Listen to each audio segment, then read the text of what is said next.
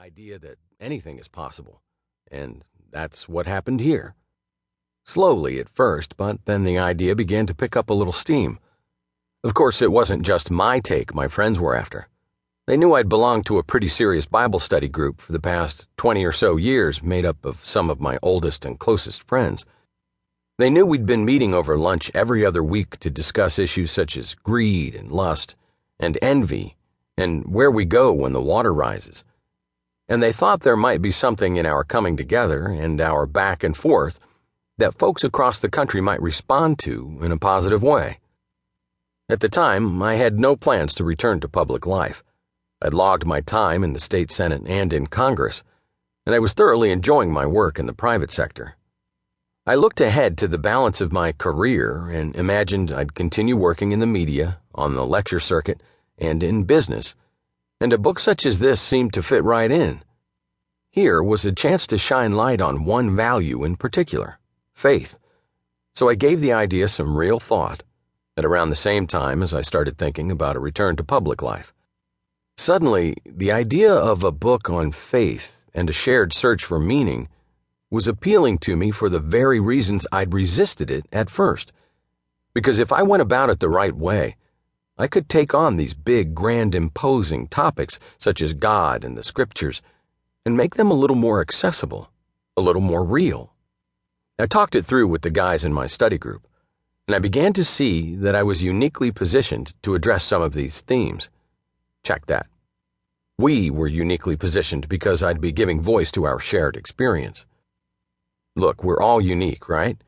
We've all got our own points of view, but in my case, the view came on a bit of a platform, so I was able to put the word out in a way that might be heard. I'd been elected to public office and served the people of Ohio for 9 terms as a United States congressman. I tried to run for president. I'd hosted a talk show on Fox News and traveled the country giving speeches about what's ailing corporate America and heartland America and how we might set things right.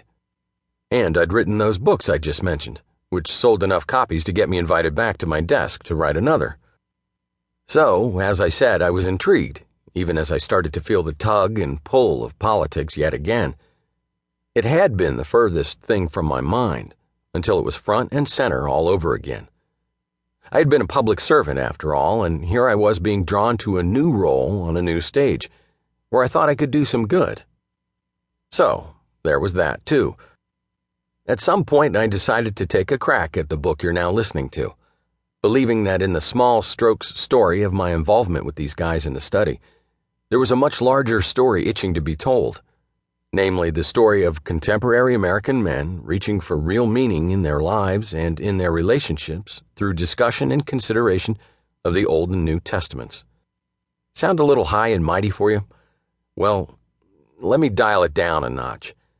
Let's just call it the story of this one group of American men, me and my Bible guys, looking to make sense of it all in our own way.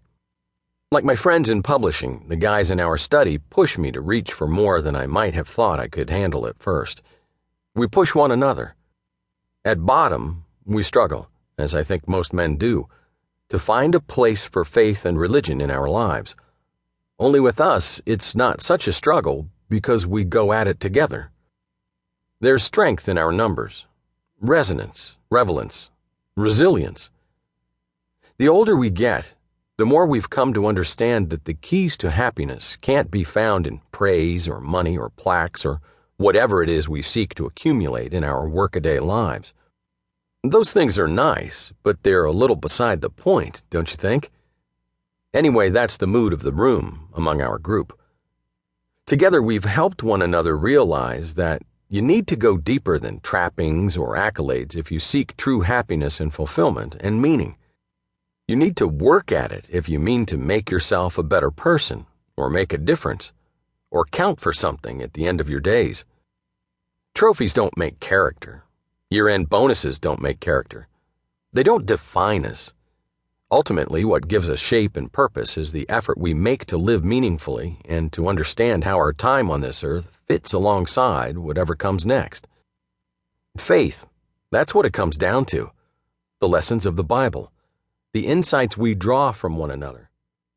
In our group, we look to the stories of the Bible as